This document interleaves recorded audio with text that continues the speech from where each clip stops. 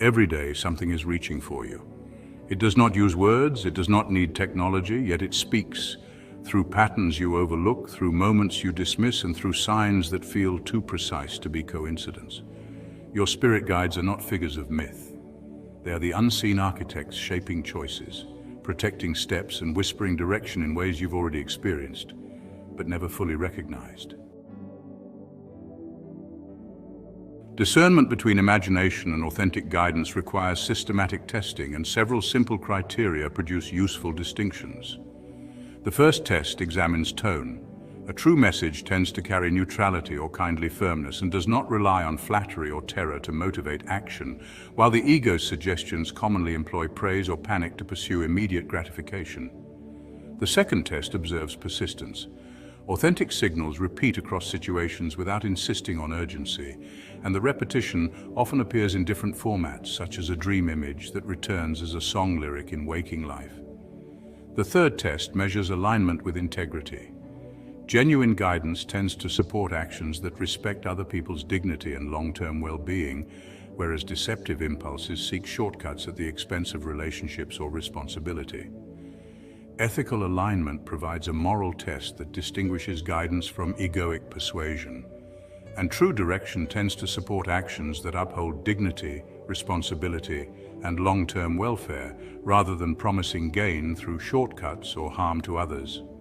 A genuine message rarely asks for secrecy that serves only the self, and an authentic instruction will not require the violation of values or the abandonment of clear accountability. When a proposed course of action damages relationships or relies on manipulation, caution is warranted because the motivation behind the impulse likely arises from desire rather than from considered counsel.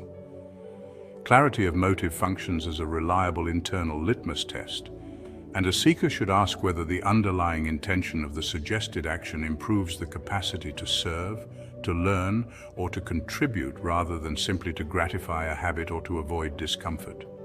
A clear motive feels transparent upon honest inspection, and a murky motive produces defense, rationalization, or sudden dismissal of common sense. Careful self-questioning about motive reduces the risk of mistaking an alluring fantasy for meaningful direction. Teachers across many traditions recommend a simple practice of naming the motive aloud and observing the emotional and bodily response that follows, because externalizing the reason often reveals whether the source supports growth. Contextual coherence with life purpose supplies another level of verification, and messages that genuinely serve the person's long-term values and vocational direction tend to integrate smoothly with existing commitments rather than appearing as abrupt escapes or attractive sidetracks. A reliable indication comes when an inner instruction clarifies how a proposed choice connects to earlier intentions, personal gifts, or responsibilities, and when the link proves practical rather than merely romantic. Reviewing past choices and their outcomes helps a person learn what kinds of messages historically led to solid growth and which led to distraction, which in turn refines the faculty for recognizing new guidance. The person who applies these tests creates a practical, evidence-based method for separating inner noise from helpful direction. Spirit guides speak because human perception narrows under stress, habit, and fear, and the guides hold a wider view that balances near-term pressures with long-term meaning. A person may chase approval or comfort and overlook integrity or purpose, and the guides respond by offering gentle course corrections. The corrections can arrive as quiet inner knowing, as a recurring symbol, as a timely conversation, or as a felt sense of ease or unease that grows stronger when a decision approaches. The message rarely shouts because the message honors the person's freedom to choose, and the message avoids forcing a choice that the person has not owned. There are 5 primary pathways through which spirit allies most often communicate. The body serves as a direct and practical receiver for inner counsel because the nervous system registers subtle shifts in safety, clarity, and alignment, and those shifts appear as sensations such as a steadying in the chest, a softening behind the eyes, a warm surge in the belly, chills along the spine, or a sudden sense of stillness that remains after initial excitement fades. These bodily cues deserve attention because they tend to repeat in consistent ways when an inner direction is genuine. and a person can learn to listen to the body by documenting sensations promptly, by comparing their quality across similar decisions, and by testing whether the felt signal persists after rest or changes with clearer information, while also remembering that unresolved trauma and habitual anxiety can blur these signals and therefore benefit from careful shadow work so that the somatic impressions become more distinct and reliable over time. Nature communicates by using visible events and living beings as mirrors for inner states, and this pathway commonly appears as recurring animals, meaningful weather patterns, distinctive plants, or striking coincidences with natural cycles that arrive at the moment of questioning. The practical value of these occurrences lies not in fixed symbolism, but in personal resonance, because a bird that appears as a sign for one person may have a different meaning for another based on life history and context. And the best way to discern a natural sign is to record it with the surrounding question and emotion, to observe whether similar motifs return, and to test whether the external signal leads to a constructive shift in behavior or perspective, rather than merely offering comfort or distraction. Sound and frequency send messages through both external music and internal tones. And the two most common forms here involve audible coincidences such as repeated lyrics, phrases, or songs at significant moments, and inner auditory phenomena such as a clear phrase, a remembered melody, or a tone that seems to resonate in the head. These sounds function as anchors because the human mind responds strongly to rhythm and repetition. And useful practice includes noting whether the same phrase or tune appears across different contexts, whether the hard message brings a steady calm when spoken aloud, and whether persistent physical symptoms such as continuous ringing in the ears require medical evaluation rather than spiritual interpretation, because responsible discernment always separates ordinary health issues from meaningful impressions. Other people and chance encounters often become working channels for guidance because spirit allies frequently use social life to deliver practical information.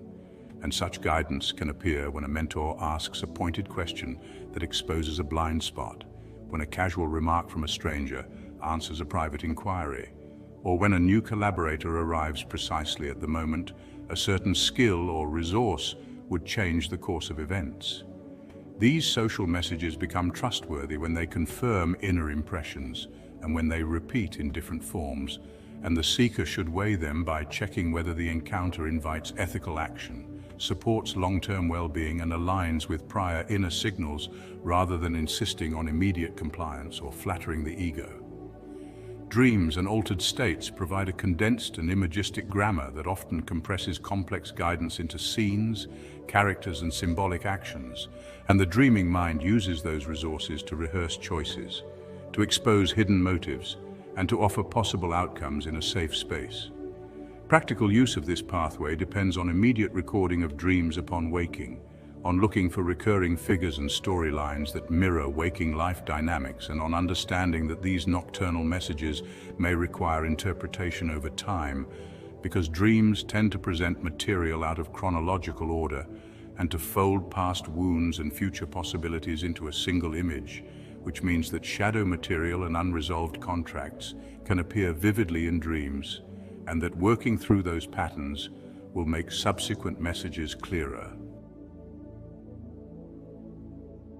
This language can be understood as three primary doors through which guidance enters a day. The first door is disruption. Disruption appears when plans unravel for no obvious reason, when a flight cancels and an unexpected conversation follows, when a breakup happens just before a costly commitment, or when a minor illness forces rest that the body had been begging for. Disruption does not always signal danger or punishment. Many disruptions function as surgical interventions that remove what the ego would have clung to. A guide uses disruption when gentle suggestions have been ignored, because disruption resets momentum and prevents entanglement from hardening. People miss the message in disruption because modern culture worships uninterrupted progress and labels any reversal as failure. A wiser interpretation asks three questions: whether the disruption prevents a larger harm that was building, whether the disruption repeats around the same person or goal, and whether relief follows the initial discomfort. If the answer to any of these questions is yes, disruption may be guidance in a rough uniform. The second door is repetition. Repetition emerges when a name, a number, a phrase, a song, or a symbol shows up across unrelated contexts, such as a number sequence on a receipt and a clock and a license plate on the same day, or a rare word appearing in a book and in a conversation, and in a headline within hours. Repetition gains meaning when chance probability becomes unreasonable, and when the repeated item connects directly to a decision, a value, or a fear already active in consciousness. Guides use repetition because the nervous system is wired to notice patterns, and a sustained pattern nudges attention toward a choice that requires courage. People ignore repetition because habit labels patterns as coincidence, or because the pattern points toward a change that threatens comfort. A practical test asks whether the repetition persists after it is consciously acknowledged, whether it converges from multiple channels rather than one, and whether it arrives precisely when a decision window opens. If those conditions hold, repetition is very likely an intentional highlight, not random static. The third door is emptiness. Emptiness appears as boredom that feels unusually heavy, as social fatigue that no amount of company relieves, as weekends that stretch without pleasure, or as a creative dry spell that refuses every trick. Emptiness is not a defect, emptiness is a clearing. A guide uses emptiness when a life is crammed with noise and when a schedule leaves no margin for new directions to land. Emptiness forces the senses inward so subtle guidance can be heard. People misread emptiness as failure, depression, or laziness, and they rush to fill it with distractions. Yet the deepest corrections often enter through the quiet that everyone avoids. A wiser response asks what the emptiness is making room for, which activity consistently loses flavor, and which small step feels unmistakably honest, even if it looks unproductive. When those answers are given space, emptiness transforms from a blank page into a doorway. The mechanics of noticing deserve clear language. The human brain contains filtering systems that decide which stimuli reach awareness. Those filters amplify what the mind deems important and mute the rest. When a person asks for guidance and genuinely commits to noticing, the filter adjusts and previously invisible connections come into view. A guide works with that filter by clustering events that match the intention. This is why a sincere question often seems to magnetize relevant books, conversations, and coincidences within days. The process does not violate natural law. The process recruits attention, memory, and timing into a coherent stream. People call this synchronicity, yet many never train the muscle that receives it, so the stream flows by without recognition. Several obstacles reliably block that muscle. Chronic busyness blocks it because constant motion leaves no pause in which a pattern can assemble. Cynicism blocks it because contempt narrows perception to what confirms despair. Addiction blocks it because compulsive relief drowns subtle cues that require patience. Old wounds block it because unhealed pain interprets every disruption as a threat and every silence as abandonment. Even helpful frameworks such as psychology, productivity, or philosophy can block it when they explain away the very mystery that would open a path forward. The antidote is not complicated or mystical. The antidote is a rhythm of attention that includes small daily pauses, frank self-inquiry, and a willingness to act on modest impressions. When modest impressions are honored, larger instructions become safe to deliver. Case studies illustrate this language more concretely. Consider a person who repeatedly loses keys only on the mornings of meetings that quietly violate their values. The immediate mind blames forgetfulness, yet the pattern reveals a body and a guide conspiring to slow a step toward a misaligned promise. Consider a person who encounters the same uncommon phrase across 3 sources during a week of indecision about a city move. The phrase matches the exact quality that the new environment would require. The pattern does not dictate the choice. The pattern highlights the inner truth already present. Consider a person who experiences an unexpected pause in work projects after months of overextension. The emptiness that follows allows a long postponed medical check that catches a small issue before it grows. In each case, the event appears ordinary, yet the timing, clustering, and relief reveal intelligent care. A gentle caution belongs here. Guidance is cooperative, not coercive. A guide can open a door, but only the person can walk through it. If a sign is consistently ignored, guidance will not argue forever. The signals may soften until they match the person's true appetite for change, or they may withdraw until a new request is made. This withdrawal is not punishment, it is respect. A soul that prefers control must often exhaust that strategy before it asks for help. When the asking becomes sincere, the language returns, often beginning with small repetitions that rebuild trust. The refusal to listen gradually creates a form of spiritual deafness in which subtle feeling dulls, gratitude shrinks, and meaning thins. The antidote begins with humility, not with technique. Brief references to familiar ideas can clarify this terrain without overwhelming it. Karma can be seen as the momentum that guides must work within when they arrange disruptions that prevent deeper harm. Old shadows can be seen as filters that bend the signal toward fear until those shadows are named. Soul contracts can be seen as long-range agreements that guides protect even when short-term preferences protest. Synchronicities, dreams, and precise timing remain valid channels, yet the core relationship always returns to the same foundation: attention that notices, courage that chooses, and integrity that follows through.